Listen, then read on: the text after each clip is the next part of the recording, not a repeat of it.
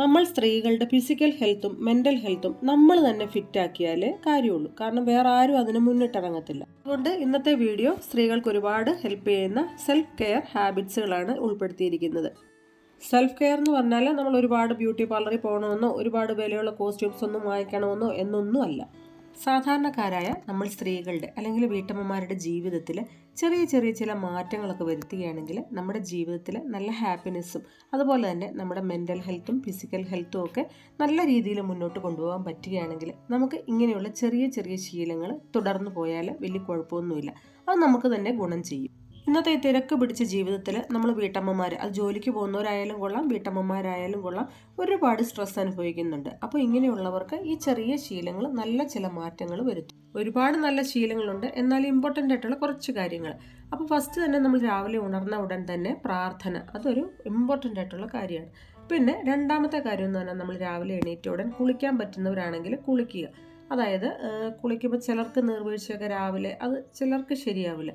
അപ്പോൾ അങ്ങനെ പറ്റാത്തവരാണെങ്കിൽ പോലും രാവിലെ എണീറ്റ ഉടൻ തന്നെ മുടിയൊക്കെ കെട്ടി ഡ്രസ്സൊക്കെ ഒന്ന് ചേഞ്ച് ചെയ്യുക.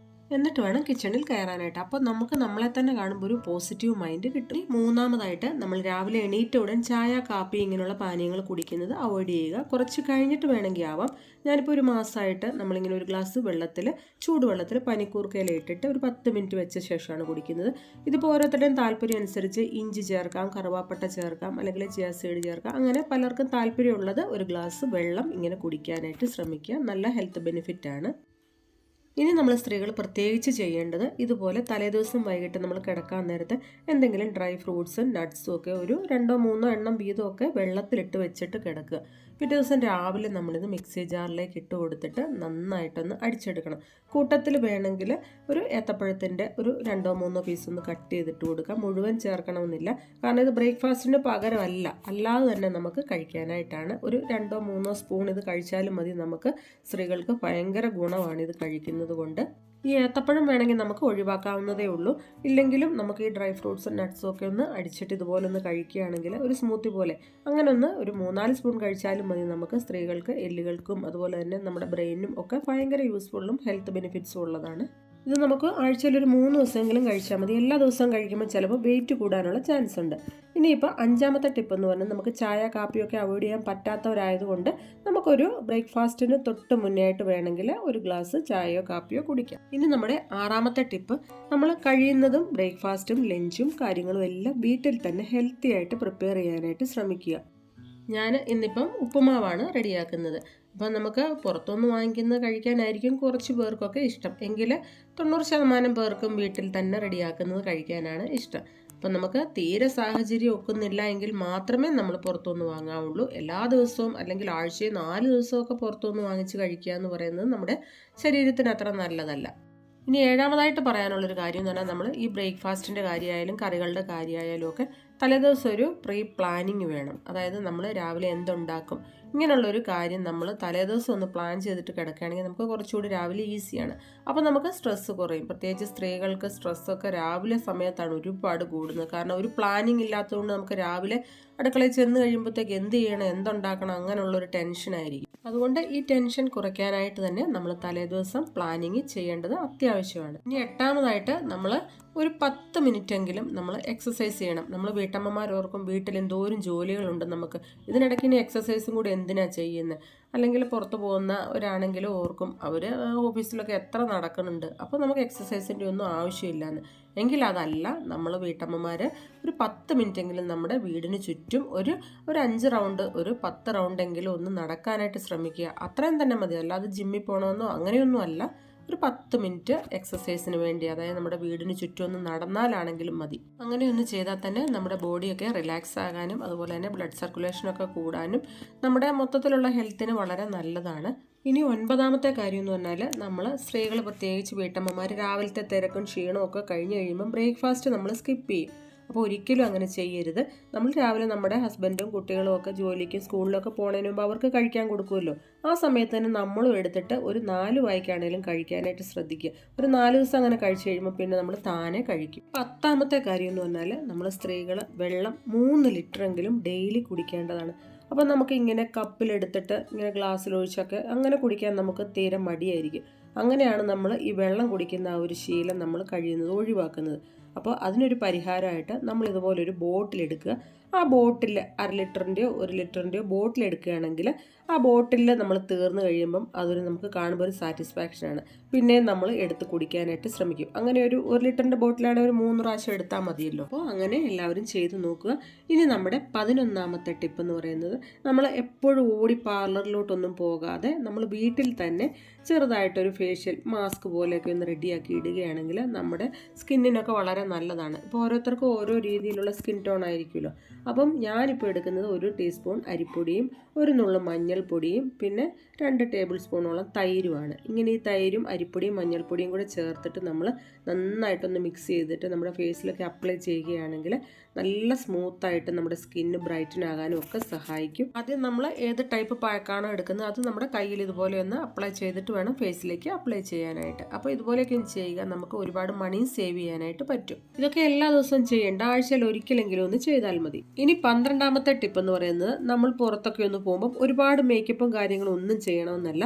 നമ്മളൊരു 30-35 കഴിയുമ്പോഴത്തേക്കും നമ്മൾ ഇതുപോലെ ഒരു സൺസ്ക്രീനൊക്കെ ഒന്ന് യൂസ് ചെയ്യുകയാണെങ്കിൽ നമുക്ക് ഒരുപാട് ആ ഒരു സൺലൈറ്റിൽ നിന്നൊക്കെ പ്രൊട്ടക്ഷൻ ലഭിക്കും. അത് നമ്മൾ ഫേസിലും കയ്യിലും ഒക്കെ ഒന്ന് അപ്ലൈ ചെയ്ത് കൊടുത്തിട്ട് നമ്മൾ പുറത്തൊക്കെ ഒന്ന് പോവുക. അതിനൊന്നും ഒരുപാട് റേറ്റും കാര്യങ്ങളും ഒന്നുമില്ല. നമ്മളിപ്പം ഉപയോഗിക്കുകയാണെങ്കിൽ പുറത്ത് പോകുമ്പോൾ മാത്രം മതിയല്ലോ. ഒരു ട്യൂബ് വാങ്ങിച്ചാൽ നമുക്ക് കുറേ നാളത്തേക്ക് ഉപയോഗിക്കാനുണ്ട്. ഇനി 13ാമത്തെ നമ്മുടെ സെൽഫ് കെയർ ടിപ്പ് എന്ന് പറയുന്നത്, നമ്മൾ കുക്കിംഗ് ചെയ്യുമ്പോഴത്തേക്കും അതായത് ഗ്യാസ് സ്റ്റൗവിൻ്റെ താഴെയായിട്ട് നമ്മൾ ഇതുപോലെ ഒരു മാറ്റ് ഇട്ട് കൊടുക്കാനായിട്ടൊന്ന് ശ്രദ്ധിക്കുക. നമ്മൾ സിങ്കിൻ്റെ താഴെ ഇതുപോലെ ഒരു മാറ്റ് ഇടുന്നത് നമ്മൾ നേരത്തെ പല വീഡിയോയിലും ചെയ്തിട്ടുണ്ട്. അത് നമ്മുടെ കിച്ചണൊക്കെ ഒന്ന് ക്ലീൻ ആയിട്ടിരിക്കാനായിട്ടാണ്.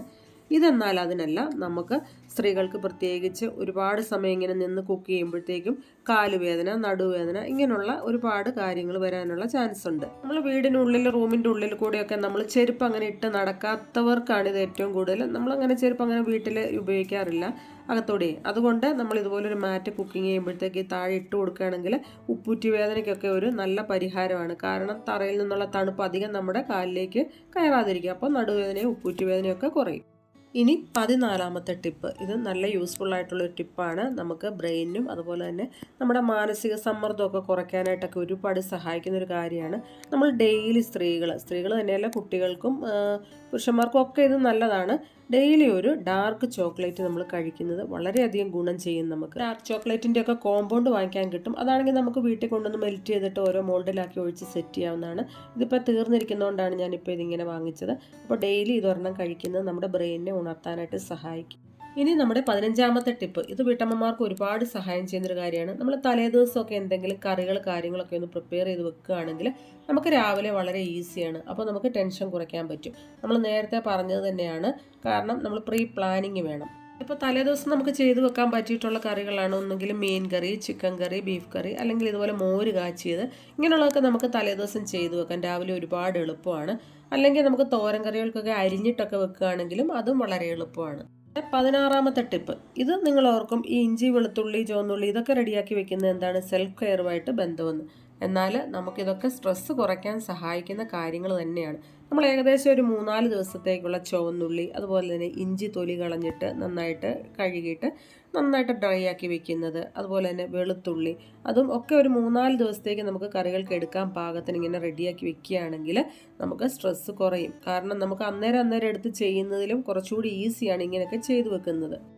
പിന്നെ ഇതിൽ തന്നെ പെട്ട കാര്യമാണ് ഇഞ്ചി വെളുത്തുള്ളി പേസ്റ്റ് ആക്കി വെക്കുന്നത്, ഇങ്ങനെയുള്ള കാര്യങ്ങളൊക്കെ. പിന്നെ നമുക്ക് വറ്റൽമുളക് ക്രഷ് ചെയ്ത് വെക്കാം, അതുപോലെ തന്നെ ഉലുവ പൊടിച്ച് വെക്കാം, ജീരകം പൊടിച്ച് വെക്കാം. ഇങ്ങനെയുള്ള കാര്യങ്ങളൊക്കെ നമുക്ക് എപ്പോഴും കറികൾക്ക് ആവശ്യമുള്ളത് തന്നെയാണ്. അതുകൊണ്ടാണ് ഇതും കൂടി ഉൾപ്പെടുത്തിയിരിക്കുന്നത്. ഇനി 17ാമത്തെ ടിപ്പ്, ഇത് നമ്മുടെ മെൻ്റൽ ഹെൽത്തിനും ഫിസിക്കൽ ഹെൽത്തിനും ഏറ്റവും ബെറ്റർ ആയിട്ടുള്ളൊരു കാര്യമാണ്, ആവശ്യമായിട്ടുള്ളൊരു കാര്യമാണ്.